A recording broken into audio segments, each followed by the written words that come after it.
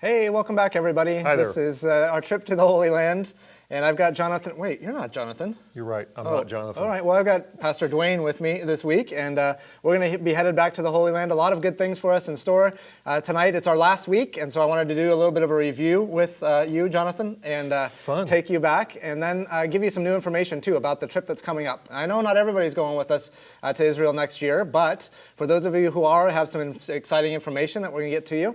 You can see that we're waiting here in the customs line. Again, the soccer team is in front of us, so we've saved you a spot so we can get through customs quickly.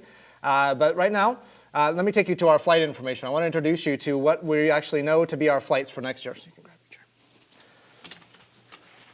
All right, so we actually do, this last week, I got flight information from our tour agency, Pilgrim Travel, and they gave us this really good option, and so I wanted to tell you a little bit about it. You can see that we leave on June 18th. That is a Friday, and we leave from LAX very early in the morning. It's 6:15 a.m. flight, which gets us then to Newark. We're flying through Newark, so it's about a 5-hour flight to get to Newark in New Jersey. We get there at 2:32 in the afternoon, and then just a couple of hours later, we board our flight to go to Tel Aviv, which is quite a bit longer flight. I won't mention how long that is because I don't want to scare everybody at this point. The one over Big Water. Yeah, it's a long ways, but it is direct from Newark into Tel Aviv, which is kind of nice. And the really good thing about this flight, why I'm excited about this one, is it gets us into Tel Aviv about 9:55 a.m., almost 10 o'clock in the morning, then into Tel Aviv, which means that we get almost all day Saturday and all day Sunday in Tel Aviv before we start our tour on Monday morning. Wonderful. Yeah, so that gives us a lot of time to start to catch up on the time zone changes, to get a chance to go down to the beach and dip our feet into the Mediterranean, which is always fabulous, to enjoy some of the wonderful restaurants of Tel Aviv as well, and kind of get acquainted with that. We'll do some orientation when we get there too, just give some people a bit of an overview, talk through some maps, and tell people how they can expect to be on the bus, and you'll get into your hotel room, have all kinds of time to relax there too. But part of my goal will be to keep you up as long as possible too, so that we can stay on the right time zone. It is best if you can stay up all day, go to bed at a normal time for that country, and then wake up at a normal time sort of for that country as well. It's hard, but it's best. Oh yeah, it's hard, but it certainly helps. That way you won't be as sleepy in the middle of the day, hopefully, early on in that tour. Hopefully. Yeah. So I'm excited about that. I think that's a really good itinerary for us. On our way back, which we don't want to think about our way back yet, but our flight from Tel Aviv leaves just after midnight, almost 1 o'clock in the morning, which actually is perfect as well. Okay. Because that means that we get to leave our hotel at a good time, get to the airport nice and early, get through security there, all that kind of thing. And we actually get back to Los Angeles at 9:52 a.m. on the same day. So it seems like a short flight. It's not a short flight. Unfortunately, on this flight home, we're going through San Francisco, which is a little bit of a bummer because you fly all the way to San Francisco. Like, why don't you just stop in LAX, right? Right. So we do have a flight all the way to San Francisco, which is a long flight, and then a short flight to LAX from there. So, and we'll be arriving back in LA at about 9:52 a.m. according to this flight. So I'm excited about that. It's good to get to release that information to you as well. Right now, let's get on our plane and let's transition and head over to Jerusalem. You ready to go, Dwayne? Yep, let's go. All right, let's head over.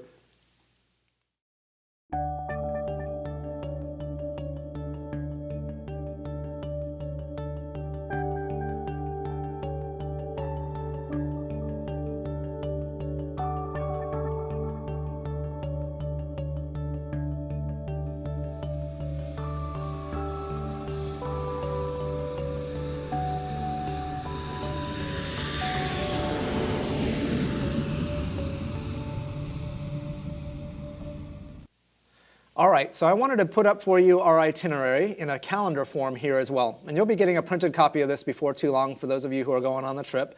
And also we're going to use this as our format to kind of review the whole semester, see where we've been, even from back in January when we originally started doing the historical geography class. But some of the places we've visited as we've done the Israel trips on Monday nights, Wednesday nights as well, these last number of weeks, you'll see those places appear on the calendar. And again, this is what it looks like. That June 18th is our departure day on a Friday. And again, we get there into Israel on June 19th, which is a Saturday. Our actual bus tour trip starts on the 21st, which is a Monday morning. But there's some bonus material on June 20th. And so I want to talk about that. We're going to keep coming back to this calendar as kind of our format for this evening, just to kind of give us an idea of where we are in space and time. And I'll show you around a map to show you how we kind of get from place to place as well. So let's go to that first slide. I want to show you Joppa. And Joppa is a bit of a bonus for us. This isn't an actual official part of our tour, but it's one that I'm really excited about. If we had gone this year in June, it's a place we wouldn't have gotten to go to. And so I've been there a couple of times, and it's one of my favorite places to go because one of my favorite prophets was there as well. That would have been Jonah. He would have sailed from this place. We also talked about the New Testament significance of Joppa. Remember, this is the place where Peter had the vision up on top of that rooftop that told him to go go to Cornelius' house and give the gospel to them. Actually, the vision didn't talk about that. He had to kind of figure that out along the way. But it's a wonderful story, and it's a beautiful beach. So this is a great place. That's a beautiful picture of it, too. It is, yeah. This is a great place. Beautiful sunshine. We'll be there, like I said, on a Saturday and Sunday. Saturday is Shabbat, so generally there won't be a lot of people at the beach, although in Tel Aviv, it's kind of a mixed bag. A little more international. Yeah, there's not as many people celebrate Shabbat the same way in Tel Aviv too as in other parts of Israel. So you'll find people on the beach there even on a Saturday. And Sunday is just like a normal day of the week in Tel Aviv. And since we'll be there in the summertime, there will be a lot of people down there on the beach on Sunday. So you'll kind of get to see the liveliness of that there. Wonderful place to spend our first couple of days in Israel, and a great place to just have fun together, eat some really good food. There's some great restaurants there in Tel Aviv that you can stop by and sample. You've mentioned food a couple of times now. I really like that. Yeah. And I hope to be able to point you to some really good restaurants there. Okay, so that's our bonus day there in Joppa. It is a bit of a walk, which means that we get to stay awake and get our legs kind of back on the ground and used to those that walking that we're going to be doing for the next few days. We want to hit the ground running, literally, when we get to the day one. Because we're going to run where Jesus walked. Run where Jesus walked is exactly what we're going to do. At least jog and limp some of those places too. Not literally run, but well, some places we'll maybe. move along pretty quick. That is true. Let me take you to a map, and I want to show you the places that we're going to visit on day one. And hopefully you can see this. I know it's a little bit small. And again, this is a review from where we've been, and I'm going to try my best to point to these places, and maybe Dwayne can help me too. This is really not easy to do, as we both just discovered. But so we've landed here in Tel Aviv. I got to get up and point to it right here. Tel Aviv, oop, right there. Zoom in on it. There's Tel Aviv. Okay, landed there, spent our first day there, went down to Joppa, which is just a little bit south.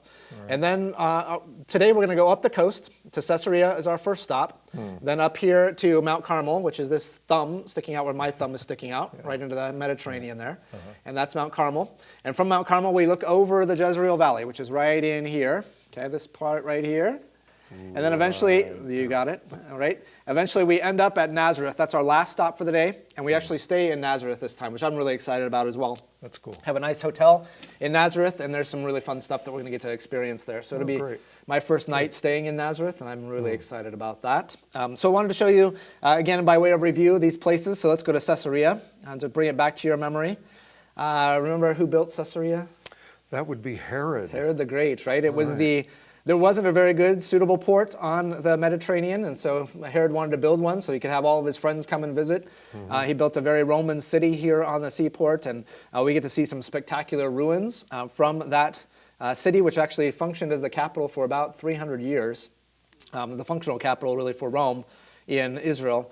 While they were occupying the land, was here at Caesarea. It really is a fascinating first stop for the tour days. Yeah, there is so much to see there, and Israel really wants to make it the second most popular tourist destination in Israel. Obviously, Jerusalem being the first, but they really want to do a good job in recreating this place. So there's a brand new museum here, and some really great things to see from all kinds of periods of history too. I'm looking forward to seeing that museum.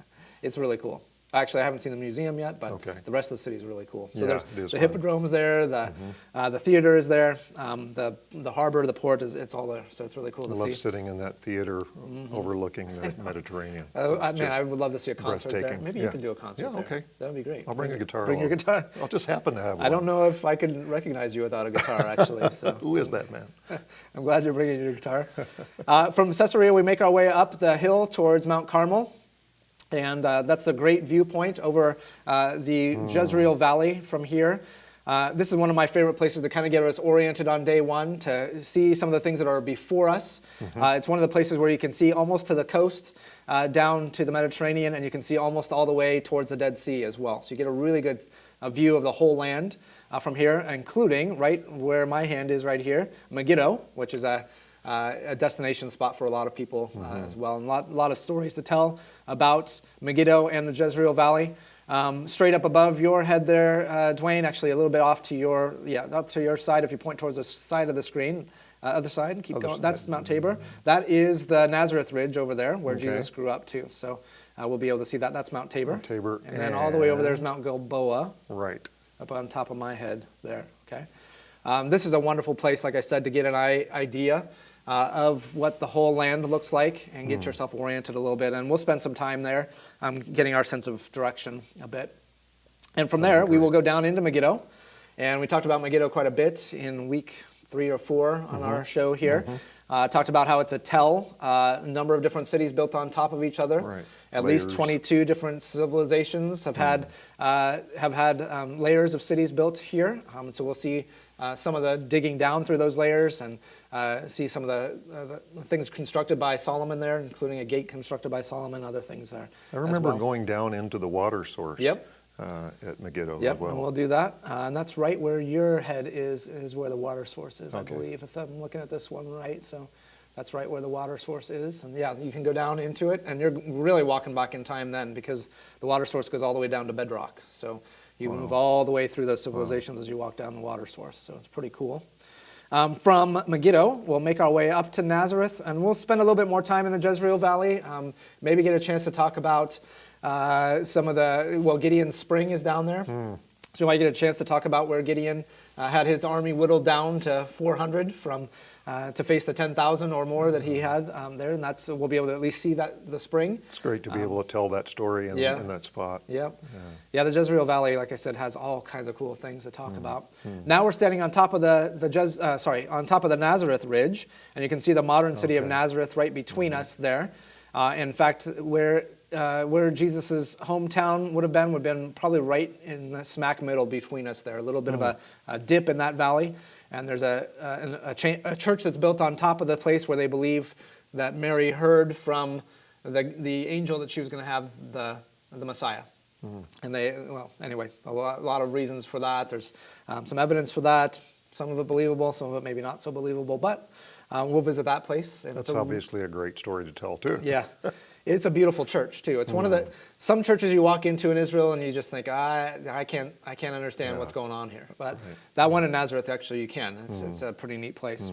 So that's day one, and day one is a long day. I was telling you earlier, Dwayne, that Mandy always thinks about day one, that it was exhausting and a long day, and she has a hard time kind of remembering it because you're kind of in a fog as all that stuff is coming at you and you're trying to deal with jet lag. So we'll do our best to get ourselves oriented when we get to there. And it's really worth pushing ahead, though, and seeing all those places. Yeah. It's great. And there are other days that are a little bit slower, so you can catch your breath a little bit more and maybe reflect on some of the things you've seen. Maybe look back at the pictures you've taken and kind of remember those things too. So we'll encourage that along the way too. We don't want to intimidate, or we don't want to kill anybody on day one either. That's that's true. Not my goal. So day one is good. You'll get a really good night's rest in Nazareth. You'll be tired enough that you won't worry about jet lag. You'll go to bed and probably be able to sleep all the way through the night. And that'll be nice. That'll be nice. And I expect that's going to be a really nice hotel that we're in Nazareth too. From there, let's go back to our itinerary calendar. And I want to show you day 2 then. Okay, so now we're on it says June 22nd on this calendar. I think that's right. And we're going to be heading down into the Sea of Galilee region. We'll actually spend 2 nights at a hotel on the Sea of Galilee, and it's one that I personally picked because it's one I've been to before. And again, because we get to replan our trip for next year, we got in earlier enough that I got the hotel of my choice, which is a great place on the Sea of Galilee. It actually affords a really good place for baptisms as well. We had some people baptized there the last time I was there. Oh, great. And I think if anybody's wanting to be baptized in the Sea of Galilee, this is a great place to do it from this hotel place. Sea of Galilee was actually one of my favorite stops. Yeah. Just the personalness of, Jesus' story around Galilee has always been really significant to me. Yeah, it sticks in your memory, doesn't it? And we'll get a chance to go on a boat on the Sea of Galilee too, which I'm sure you guys did, and that affords some time to reflect and just enjoy and again, catch your breath a little bit, Right. and we can tell each other some stories. But also, I kind of like to just leave people to be quiet and maybe read some sections from Scripture that talk about Jesus' life on or near the Sea of Galilee. And It's good. And I It'll be think it's a good really reflection time. Yeah, it really is. So we'll definitely enjoy that. On day 2 then, we actually go to, that'll be our first stop will be overlooking the Sea of Galilee. I want to show you a picture of that here at Mount Arbel.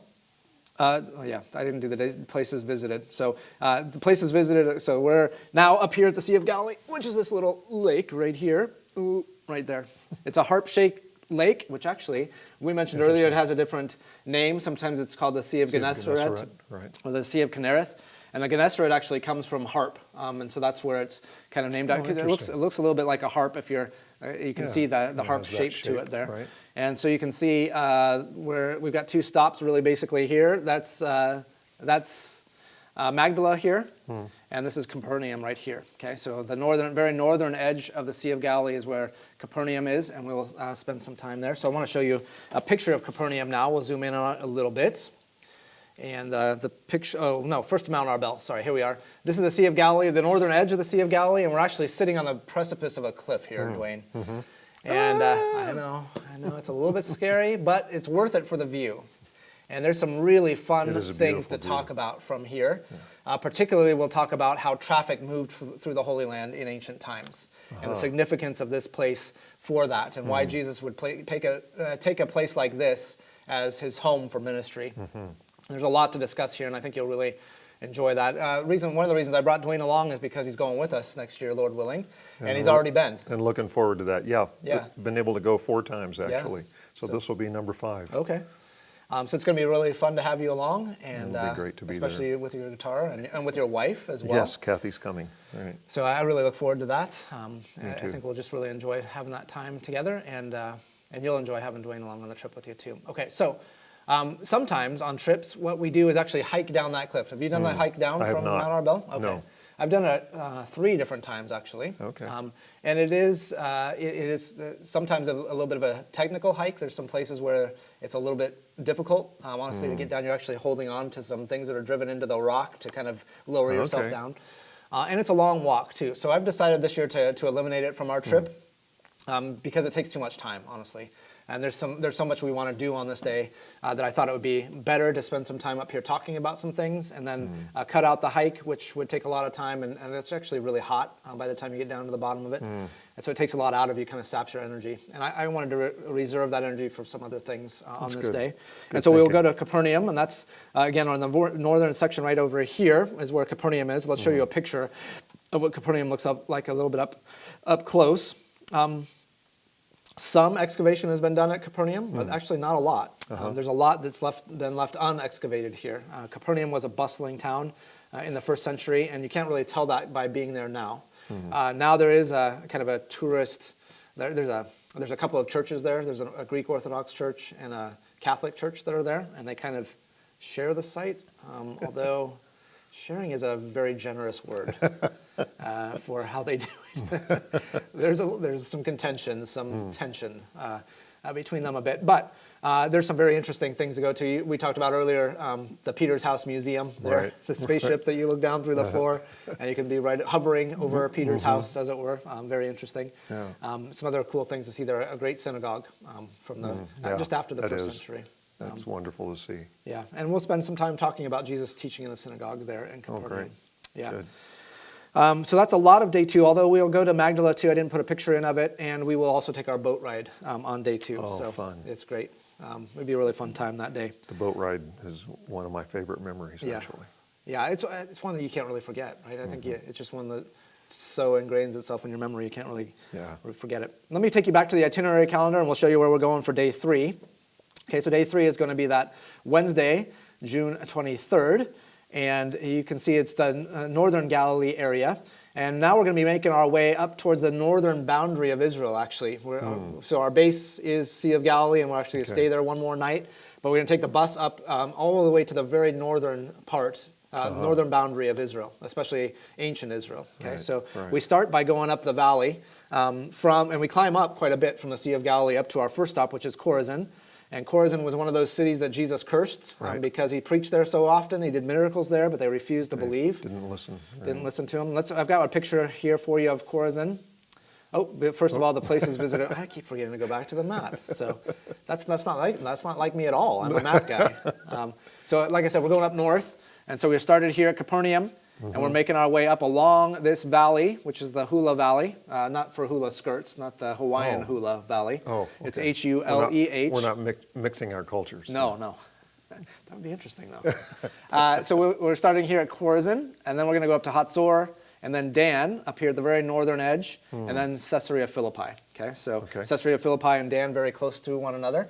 And what's interesting also about this day is we really changed topography a lot. Topography and also, plants. Like you see a lot more greenery as you move further north, and you're starting to get into the foothills of Mount Hermon. And so it's a much more green. You've got the headwaters of the Jordan River up there too, and so you've got huge springs, and it's a very different place from most of the rest of Israel. It's beautiful. It is beautiful and tranquil in a sense too. Yeah.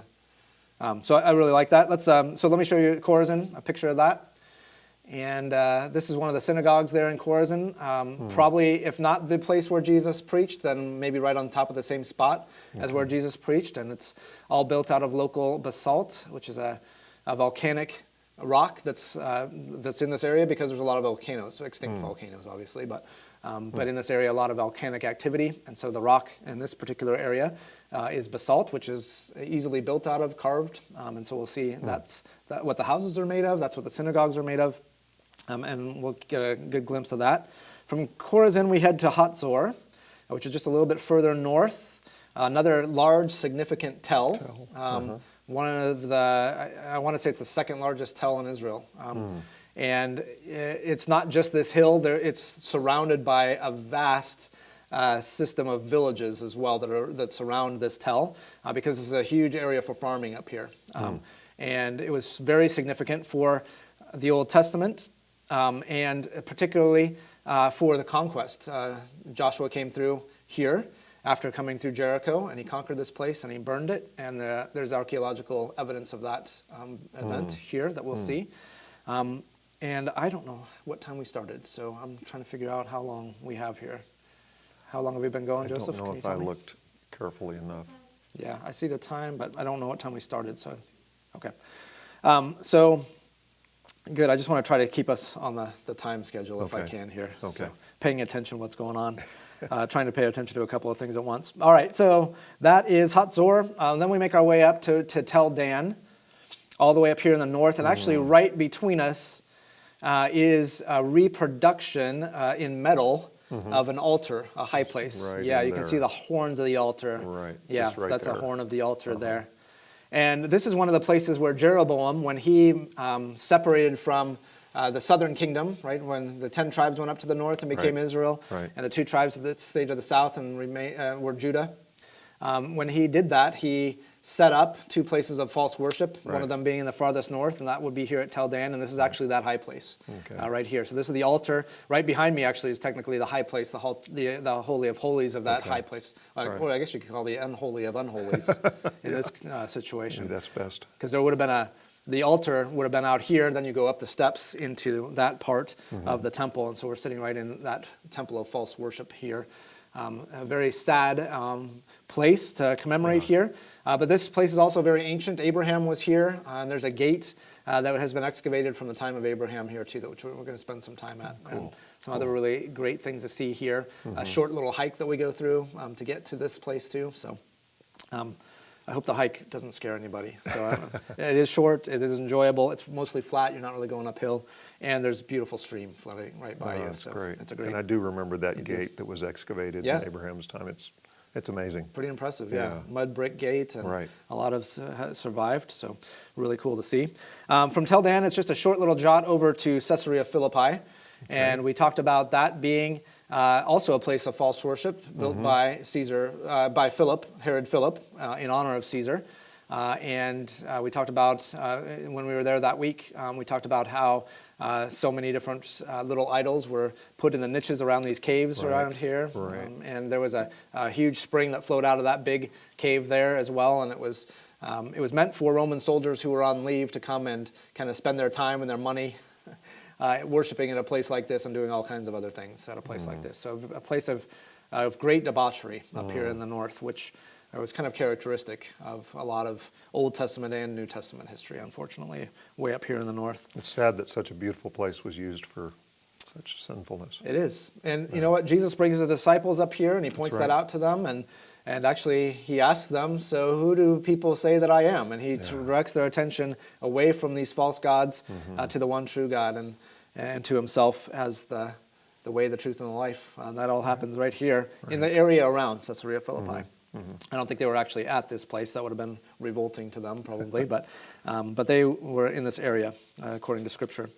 All right, let me take you back to the calendar again. We are done with that day from Caesarea Philippi. We'll make our way back down, along the Golan Heights. We'll drive the bus on that side, kind of get an idea of what that looks like, and then make our way back down to the shores of the Sea of Galilee.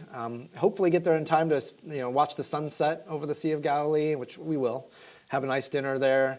Again, relax and maybe do some singing on the shores of the Sea of Galilee. It'll be That'll be sweet. A really nice evening, really relaxing. And if there's usually a nice breeze blowing across the sea towards your hotel room, and making me sleepy right now, actually, making me relax, Making me want to go. Yeah, it really does. It's hard not to have gone this year. So hopefully we're whetting your appetite for this next year. And you guys, I realize there are people watching as well who are not going to get to go this next year. Maybe you're looking to a future time to go. Maybe you've been already, and this is kind of just a reminder of your trip in the past. I certainly would like to make it as possible, if that even makes sense, for people to go. Kind of, sort of, maybe. Yeah. Try to get as many people as possible to go. Right. Yeah. And so we try to make it as inexpensive as we possibly can, and as least challenging as you can possibly make it physically, with also enjoying the things that take a little bit of work to get to.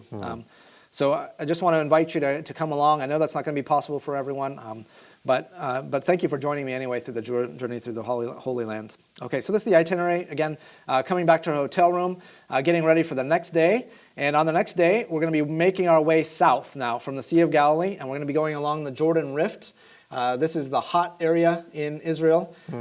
It is a desolate kind of wilderness. The way I guess a lot of people, when they think about wilderness, they think about jungle or something. It's not jungle. It's not. No, Right. It's more like home for us, right? It's more like the Antelope Valley kind of thing, sort of. A dramatic difference from where we just were the day before. Yeah, it's really hard to find the green that we would have found everywhere up there in the north. Right. And so that's the itinerary there. You can see June 24th as we're making our way down south. We're going to go through Beit Shan and some other places as well, making our way to Jericho, eventually down to the Dead Sea. And that's all in that day as well. We'll go through the baptismal site where, likely near where John the Baptist was baptizing on the shores of the Jordan. Okay, so let's go to the first of those pictures. Nope, we're going back to the map. Map. How am I ever going to get this map in my mind? All right, so to show you physically what we're doing. Okay, we're moving right along. This is the route of the Jordan River. So the Jordan River runs, actually starts way up here where we were at Dan. Makes its way down to the Sea of Galilee, and then further and further down, this is all the Jordan River flowing down this way until we get into the Dead Sea, which is right here, this whole thing right here. Okay? Right. So that's where we're going to be spending our time. Our next night will be spent at a hotel by Masada. Is that right? Yeah, by Masada. Actually, it's on the Dead Sea. Okay. And so you can actually make your way down to the Dead Sea at your own leisure, evening or morning if you want to. Take a dip in there. How did you feel about float. that? Yeah. Did you enjoy that? I did, actually. That's cool. Did you not? I didn't, honestly. It was It's one different. Of those, oh, yeah. Yeah. It's one of those things you have to do once for sure, right? But it's one of those things that as soon as I got in, I was like, okay, I never have to do that again. Like that was more than enough for me one time. And I like to take people down there and watch them and see their reactions to it. And there's really nothing like it. I mean, it's like walking on the moon or something. You just can't experience what you experience at the Dead Sea. So I love to watch people do that, and then I love to watch people get out and feel all icky. Yeah, you feel oily, kind of, right? Yeah, and you're not really walking on sand. You're walking on like salted sand, and it kind of crunches under your feet. And I don't know. Grainier. I don't enjoy it, but it's necessary. Like you can't go to Israel and not do that, So and you guys will enjoy that, and you'll need to do it once. Like I And said, you should. And You should try. You should absolutely. Yeah. Where was I? We were at the Dead Sea. Exactly. Okay, well, we got to get there first, though. So in order to get there, we come back and actually drive right past the Jezreel Valley. So you can see Beit Shan. I think Beit Shan is there on my map right here. And so it's on the other side, right here. Okay. No, it's really hard to point to these things. Right there, There it Beit is. Shan. Okay, and this is on the eastern side of the Jezreel Valley. So on our first day, we had been looking across it from this side, okay, from Mount Carmel. And now we're looking back the other way. And it's going to be really, it's kind of a trip, actually, because you can kind of point out the back side of Mount Gilboa from there. And you say, well, okay, I remember Mount Gilboa, sort of, but now seeing it from the other point of view, it's very kind of a surreal feeling. And so we'll point that out. Beit Shan is one of the great places to visit. Yeah. If you love archaeology, if you love history, Beit Shan almost makes it like a Roman city come to life, Yeah. right? Truly. There are huge columns that are left from the ruins of the Roman city that are there, and you feel like you're a dwarf kind of walking down this street with these huge columns on both sides. Great theater there, too. Oh, man, You yeah. Look down on all of what you're just talking Yeah. about from the theater. Yeah, you get amazing views there. It gets hot there quickly because you're in the Jordan Rift Valley, so we'll be there first thing in the morning and hopefully beat everybody else there. If you get there Okay. early enough, you're kind of the first tourist bus in there, and you kind of get the run of the place for a little bit. We'll hope for that. Again, another place to bring your guitar, and we could sing. The acoustics are incredible Yeah. from that theater. Yeah. And you can hear people, somebody up on the stage you can hear without any amplification way back in the back very easily. So it's pretty amazing. I can't wait to take people there. And I say that about every place, but the Beit Shan is near the top of my list. It's an amazing stop. Yeah. Yeah. Again, I think one that's hard to forget. Yeah. And you can see the old tell that's up above it. So where all the ancient stuff kind of took place is up on the tell. The Roman city was built down below, and so you can see kind of the contrast between ancient and more modern. Although that's 2,000 years old by now too, and in fact was destroyed by an earthquake. So you can actually see some of the columns that have Right, fallen and were toppled. left in place.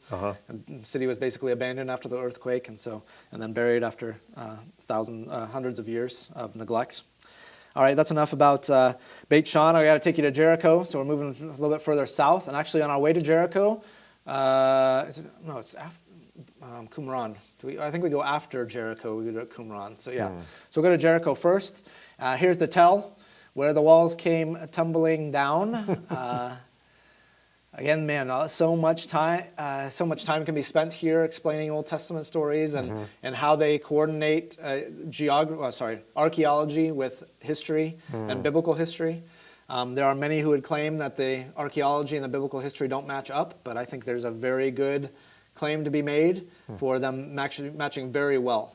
What Scripture says and what they've actually found here match very well. So we'll spend some time talking about that. Basically, we'll have Tell Jericho to ourselves because very few people go there. That'll be interesting. So That's great. It is pretty neat. And it's small. You just be amazed when you're standing on top of this tell how small it is. And so, yeah, that's kind of a theme for Israel. It's always a lot smaller than you would have imagined it would have been, and closer together than you would have imagined it would have been. So some time there at Jericho. And then we make our way to a spring, En Gedi. And this spring is, I was telling somebody earlier, I think it was Joseph telling him earlier, this is one of the best places in the world to find ibex. And ibex are these wild mountain goat, sheep kinds of things that are pretty rare in the wild. Although they're becoming, I guess, even the pandemic has helped them out, from what I understand, that their that's breeding interesting. grounds have been largely undisturbed. Left alone. Yeah, so it sounds like there's going to be a surge maybe in the population of ibex, so I don't know. But you can see the spring coming down here. Again, this is interesting because the contrast of the whole Jordan Rift Valley and the heat and all of that, and now you come to a spring that's watering this greenery here, and all the ibex come to the spring to drink morning and evening. And so if you get there at the right time, which we will, I believe, you'll get to hike up to this place to see all the ibex coming to the water with their little baby That'll be great. ibex. And maybe we'll have a bumper crop of baby ibex when we get there next year. So that's fun. Then let's take you back to our calendar. I want to show you the next day. Actually, something I left Oh no, I didn't. We'll spend our night that night at the hotel by the Dead Sea. Okay, I think I've got that right. The next morning, we're going to make our way up to Masada, which is also one of those places that you can't go to Israel and not go to. I think I mentioned it to everybody as we were talking about it earlier, that it's one of my wife's grandpa's favorite places in the world. He died a number of years ago, but every time I talked with him, and if you ever mentioned Israel, he would always talk about Masada and tell the story of what happened there. And so it is certainly an impactful place. It's not really a place, well, there's debate about whether it's a biblically mentioned place or not. Some people think that the stronghold that is mentioned around David may have been Masada. But really it's a post-biblical place. And it's really important for the siege of 70 AD. When the temple was destroyed by the Romans, there was a great deal of holdout that happened by Jewish forces here at Masada. Okay, so anyway, we'll spend some time at Masada that morning. And then we're going to make our way south and then further west towards the Negev will be to our south. We'll kind of drive by it. And then towards our north is going to be the Shphelah, one of my favorite words to say. And we'll be there. And so I want to show you on the map. I remember the map. There's the map. You remember? I remember. I'm so proud. I know. So we're going to make our way from Jericho here, keep going south, and this is Masada probably, I'm guessing. And then we make our way this way, go west until we get to, well, that's that is Beersheba down here. Okay. And we actually don't go to Beersheba. We drive past it. Drive to a place where we can kind of see it on the left-hand side of the bus. Okay. That's down in the Negev. It's a huge city now. And it does have some biblical significance to it, but it's a little bit out of our way and costs us some time that we're going to spend other places. So we're actually going to make our stop here after lunch at Lachish. Okay. And Lachish we talked about several different ways. You've been to the British Museum. I have. Did you go to the British Museum with me? I did. That's right. Yes. Last year? Last time we were... Yeah. Last year? Yeah, it was last year. Last year, like March. Yeah. And so we talked about Lachish there, from the Lachish relief that's in the British Museum. Right. Talked about the siege that happened there by the Assyrians and the significance that has and the response that Hezekiah was going to have to that as well. Lachish is a tremendously strategic place because it's on the borderland of the Shphelah, leading up into the hill country. And here's a picture of Lachish, so you can see some of the walls. We're now on top of the tell. So we've made our way up the ramp into the city, past the gate. Actually, the gate's right here above me here. And then you got some walls leading out from there. Right. And then you can make your way up onto the top of the tell. There's a huge temple up there as well. This is a great place to talk about the strategic importance of the Shphelah and the cities and, again, traffic flow, why the Egyptians would have come up from the south and wanted to take Lachish, and why Israel and Judah would have wanted to protect themselves by having a large fortress there and a large army as well to protect that fortress. So tremendously strategic place, a lot of good stories to tell from that place, as well a lot of great archaeological things around this place as well. Some tremendous finds there, including some letters that were written that were found on pieces of pottery left behind in this gate in there. Wow. And then obviously the Lachish relief, which was in Sennacherib's palace. Sennacherib's palace back there. And I'm going to tell the whole story right now.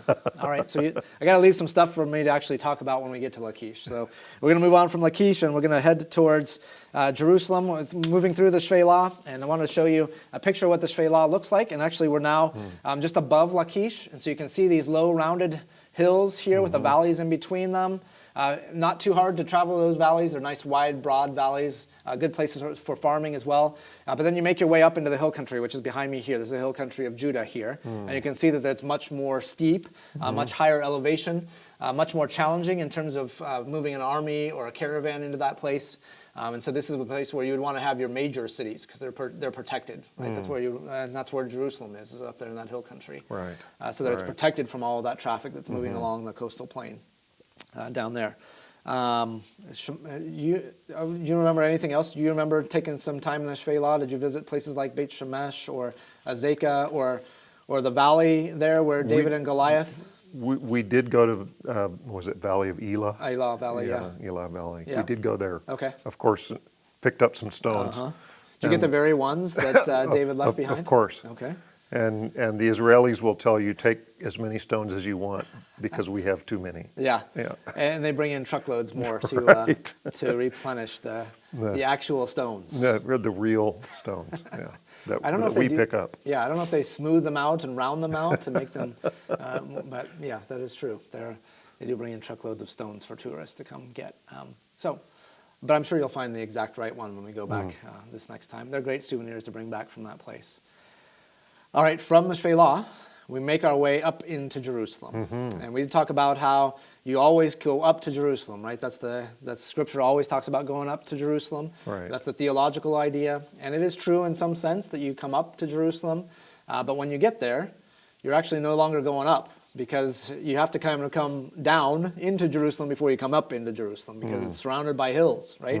And so I want to take you in to Jerusalem now, and I want to show you what that looks like from the Mount of Olives. And we'll talk about Aliyah, which means going up, right? And we'll talk also about the Psalms of Ascent, which there are in Scripture, songs that are written that are meant to be sung as you're making your way up into Jerusalem from the surrounding valleys. Okay?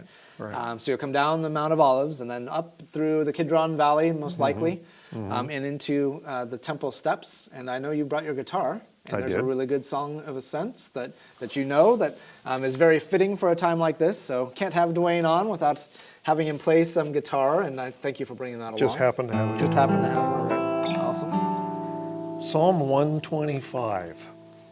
As the mountains are around Jerusalem, Yeah. like you just described, so the Lord is around his people. It goes like this. As the mountains are around Jerusalem, so the Lord is all around his people. As the mountains are around Jerusalem, so the Lord is all around his people. From this time forth and forevermore, the Lord is all around his people. From this time forth and forevermore, the Lord is all around his people. As the mountains are around Jerusalem, as the mountains are around Jerusalem, so the Lord is all around his people. As the mountains are around Jerusalem, so the Lord is all around his people. From this time forth and forevermore, the Lord is all around his people. From this time forth and forevermore, the Lord is all around his people. Yes, the Lord is all around his people.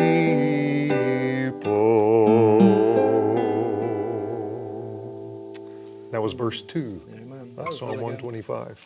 Yeah, you know, and as I think about that too, that's when I spend some time here on the Mount of Olives, I think about Jesus looking down into the city and lamenting, right? As he looks over the city, he says, "Oh, Jerusalem, Jerusalem, you who kill the prophets, you know, how often I wanted to gather you to myself as a hen would gather her chicks." And I see him weeping over the city with that and having that in his mind too, that he is all around his people, and they fail to perceive him at times. We fail to perceive him at times as well.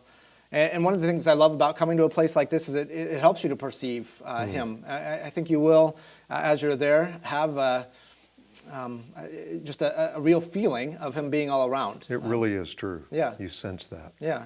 And it's not that it's a special place. God is all around his people everywhere his people are, right? But there is something about connecting to place and feeling it and seeing it as Jesus would have seen it and felt it that really does give you a sense of that and kind of deepen that. Yeah. And so this is a great place to observe that kind of thing. So this picture here, we're actually sitting on top of the Mount of Olives, and you can't see the Kidron Valley below because of the perspective of this, but you would come down into the Kidron Valley back here and then up to this wall that's down right here. is the wall that surrounds the temple and actually the city on that side. That's the Eastern side, yep. right. So you got the eastern gate would be right below me right here. And then the temple would have sat right here where this now the Dome of the Rock sits, okay? So you can see into that. And actually right above your head there, if you want to duck down just for a second, Dwayne, right where your head is, you see those two domes. That's where we There we were go. last week. Yeah, right above Right over other there. side. There you go. Those two domes are for the Church of the Holy Sepulchre, which is where we were last week in our show. And so you can see how close in proximity that is to the temple from that shot, right? And this is one of those shots, again, this is one of those things you can't go to Israel without being here on the Mount of Olives and taking a picture of yourself in front of this very view right here. And so here we are. We'll freeze frame. Here's a selfie of Click. Dwayne and I in our lounge chairs on top of the Mount of Olives. Yeah. Yes. Okay, one of the other things I want to tell you just about our trip to Israel and Jerusalem in particular is when we get to Jerusalem, we kind of slow down a little bit. And we actually spend just our mornings. We're there for really 4 full days. And we Okay. spend our mornings kind of touring around in Jerusalem. Right. We'll spend one day just getting ourselves familiar with Jerusalem as a whole, and we'll take you to the east side, and we'll take you to the south side, and you'll be able to see it from a number of different perspectives. And we'll also take you to the model, which I'm going to show you here in just a minute, and give you a perspective of what it would look like in Jesus' day. A model has been That's reconstructed. great. It is That's really, great. It was really great. Yeah. We'll spend quite a bit of time there talking about how the city is different today from what it was in Jesus' day and all that, and the significance of that. But like I said, we'll spend mostly our mornings touring around Jerusalem. That first day, kind of just getting ourselves oriented, seeing it from several different points of view. Then we get on the bus for one more day and make our way up north. Then we come back to Jerusalem. And the next day we'll spend in Old Testament Jerusalem, as I like to call it. And so we'll take some time, and let me we'll come back to that one because I'm going to take you somewhere else right now. But let me take you to the Jerusalem model and picture here. Again, this is from a little bit different perspective. So that picture that I was just showing was taken from would have been right here. Okay. Looking right. towards the Mount of across the Mount of sorry, this is the Kidron Valley. Right. This would have been the Mount of Olives. This is the Temple Mount up here. Okay, so this is what the Temple Mount would have looked like in Jesus' day, with a temple right above Dwayne's head, straight above him there. What is right between us and this space right here is the city of David. Okay, and we'll talk about that coming up in just a little bit here. Okay. Let me take you back to our itinerary calendar, because after our first day in Jerusalem, we move into a hotel there, and we actually stay in that hotel for the next 4 or 5 nights. I didn't count, but it's at least 5 nights. And we do take one more day trip out from there, and it happens on a Sunday, and it looks like it is, right here, June 27th. You see that one? It says Ephraim and Samaria at the top. What we do is we make our way up to the northern edge of a huge valley up there to the town of Shechem, city of Shechem, which has tremendous biblical significance. Then from Shechem we go to Shiloh, and then Bethel and Ai. And so I want to show you briefly pictures of those places. First of all, Shechem. Oh, no, I've got my map first. Good. The map. All right, so we are starting out in Jerusalem, right here in the middle. Oh, I got to stand Where the up. star is. Where the star is, Jerusalem. Oh, man, that is so hard to point to these things. Everybody's laughing at me now. That's fine. I'm laughing at myself too. So from Jerusalem, we drive all the way up here to Shechem. It's actually not that far. And then we'll make our way back down south again. So back here to Shiloh. Boop. Shiloh. Oh, Sychar first. Sychar is where the Jacob's well is, where the woman at the well was. Right. Then we're down here to Shiloh. And then to Bethel right here, and Ai right there. Okay, so you can see those just in this little area right here. It's not a valley. It's Kind of it's a just ridge. Ephraim, Samaria. Yeah, it's hill country. Like the hill country of Ephraim is what it's called. And so we spend our time there. It's Samaria, really. In Jesus' day, it's Samaria. Okay. In Old Testament times, it's Ephraim, the territory of Ephraim mostly. Okay, so that's where we're headed. Let me show you those places. Some pictures quickly.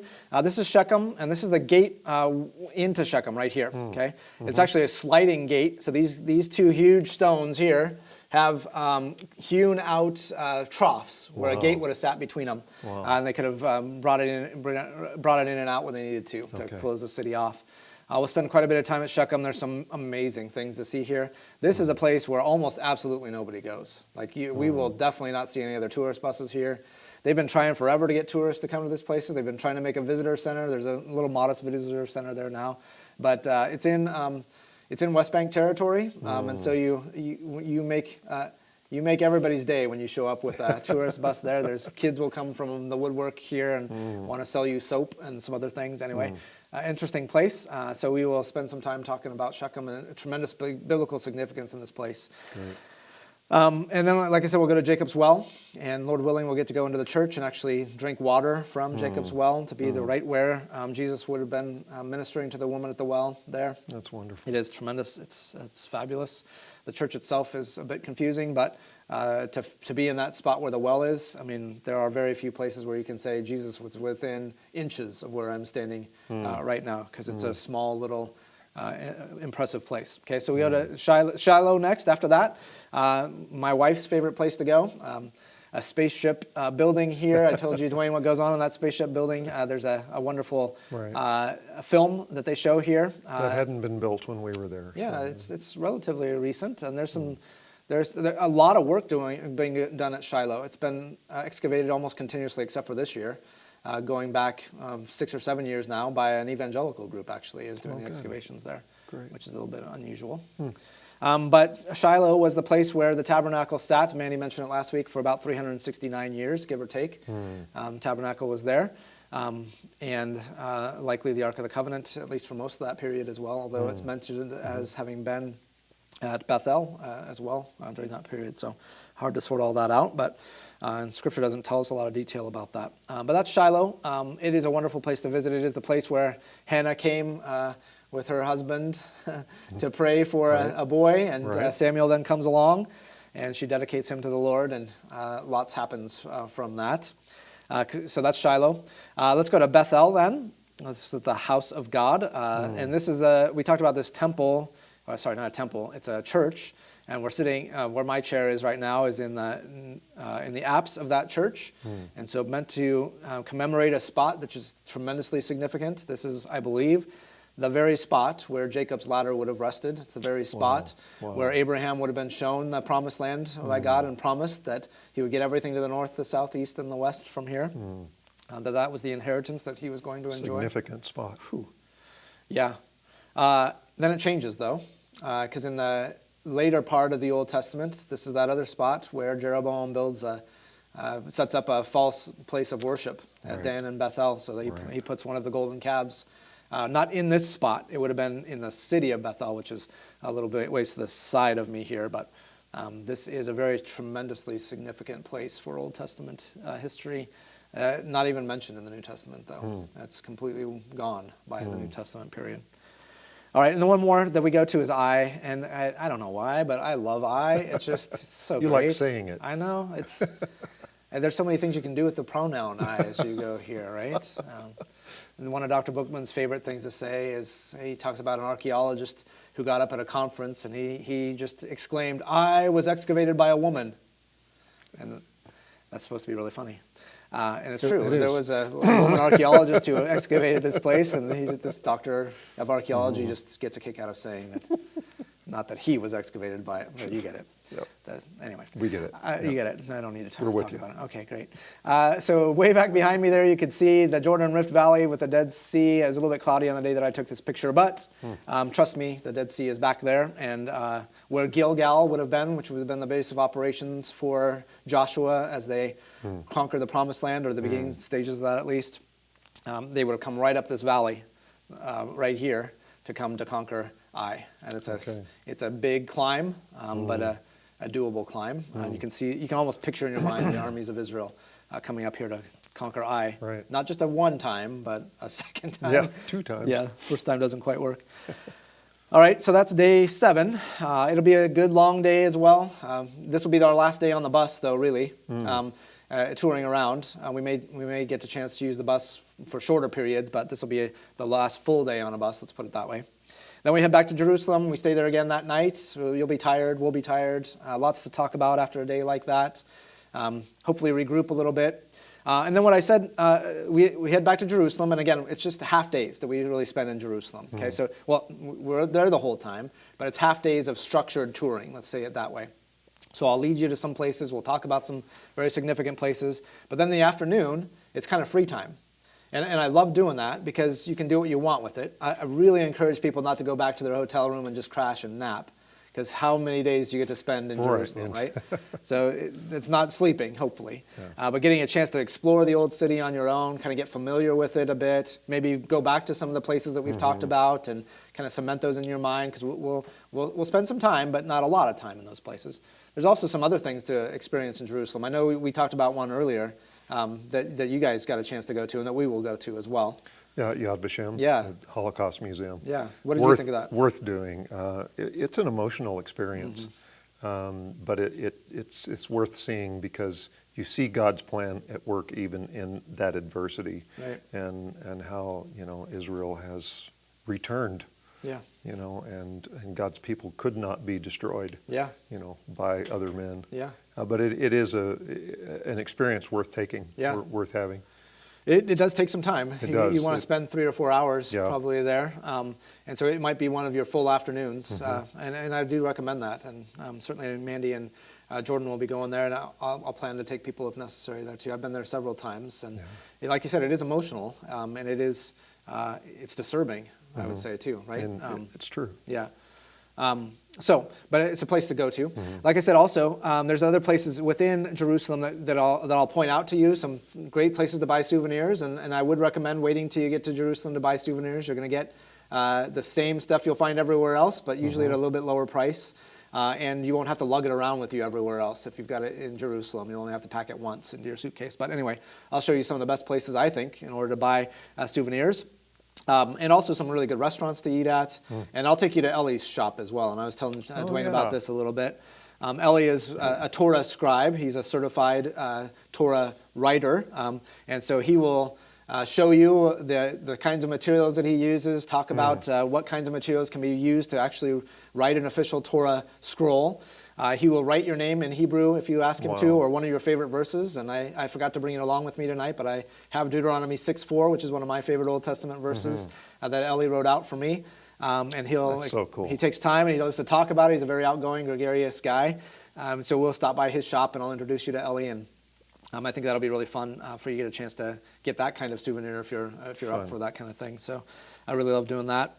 Let's keep moving. Then I want to take you back to Jerusalem and talk about our Old Testament. Let's go back to our calendar, and I want to show you the Old Testament day.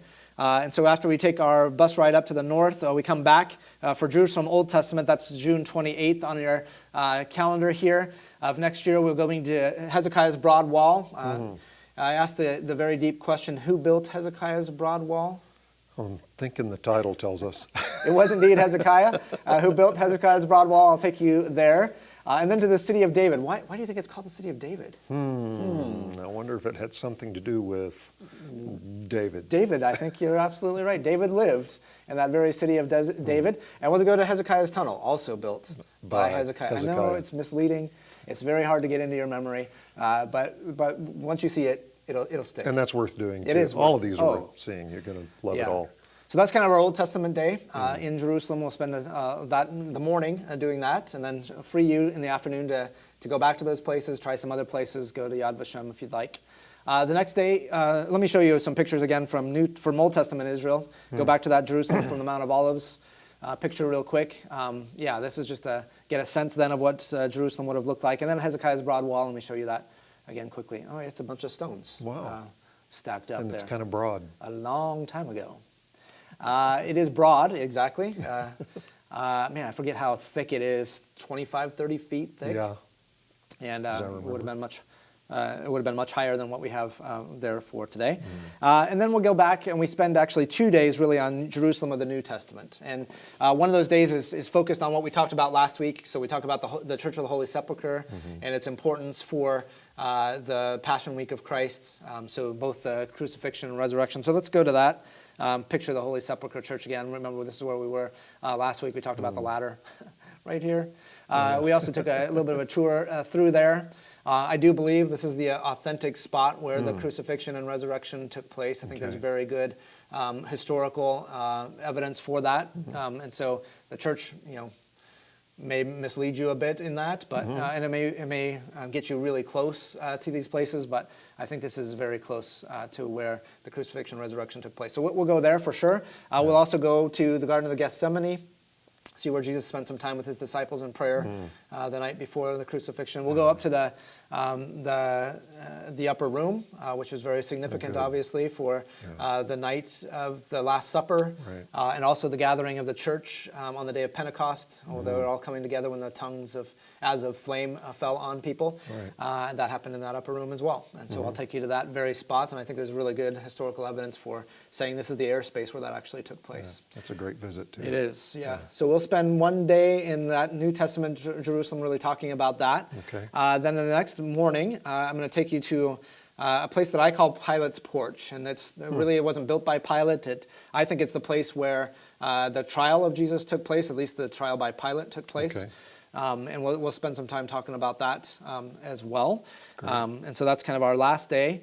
And we get most of that day to, relax, reflect, have dinner together, kind of discuss some things, Good. and then get ready to go back to our hotel. We get packed up and get all of our stuff ready to head to the plane that night, head to the airport. And we'll get there nice and early so we can clear through security and all of that and be no stress and be ready to get back on our flight to go home together. So that's kind of it in a nutshell. Sounds so fun. Yeah, I can't wait. Yeah, I'm looking forward to It's it. like 308 days away, I think, something like that. Counting down. I'm counting down, so something like that. So if you guys have any questions or anything you want to reflect on and all of that, please do feel free to email me at bhayen@gclancaster.com. So it's BHAYEN@gclancaster.com. Or you can also use the live@gclancaster.com address, and that'll make its way to me as well. If you'd like to go with us to Israel, really our trip for next year is full because we had to cancel for this year. And so all those people are registered again to go next year. So that's really great. But our bus can only hold a certain amount of people. Right. And I can only kind of keep track of a certain amount of people. And actually, We'll make it 45 as hard as it can possibly be. Yeah. To keep track of I know, us. that's for sure. I have some secret weapons that I'm going to be using, though. So Uh-oh. maybe even including a shepherd's staff that I'll bring along, which it's got a crook for pulling people back or whacking people on the head if need be. I don't know. Maybe some kind of pastoral things will take place. But we'd like to go back, and I don't know yet exactly when the next trip will be. Pastor Chris and I have been talking about that. It's possible it'll be October of 2022. It might be the following year. Okay. So we'll make plans around that. Our plan is to do whatever the Lord will allow us to do in His timing. But We trust Him to lead us. yeah, and He decided not to let us go this year. Exactly. But I think He has good reason for that. So. So we'll go in 2021, and then maybe 2022 or 2023 as well. So, and so if you're interested in any of those trips, don't hesitate to let me know, and we'll start to reserve some spots for the next trip out as well. So save your shekels, as it really is. It is affordable if you save a little bit at a time, and kind of discipline yourself to do that. Maybe if you have a stimulus check coming in, you can stimulate yourself with that all the way to Israel. So. Yeah. All right, that's it for tonight, and actually that's the end of our series. 2 weeks from tonight, we are starting with Bible 1, which will also be on Monday nights from 7 to 8:30. Good. And we'll have that available on the YouTube channel. Again, if you have questions about that, email me at bhayen@gclancaster.com or live@gclancaster.com. And I'd love to get you registered for that and get you in on Bible 1. We'll spend a lot more time in depth in Scripture, working through a lot of the places that we visited, but really focusing on a chronological approach to the Old Testament. So that's the plan coming up in just a couple of weeks. And I hope to see a lot of you there. And again, it's on YouTube, so you can catch it live if you want to, or catch the recordings of that. Good. I'm going to let you guys go. Thank you for joining us for Trips to the Holy Land. Thank you again for Dwayne for being with us Thanks tonight, for too. having me. It's been All a right. joy. Jonathan would have loved to have been here, but you did a good job taking his spot. Tell him I said thanks for letting me take his place. All right, God bless. God Good bless night. you guys.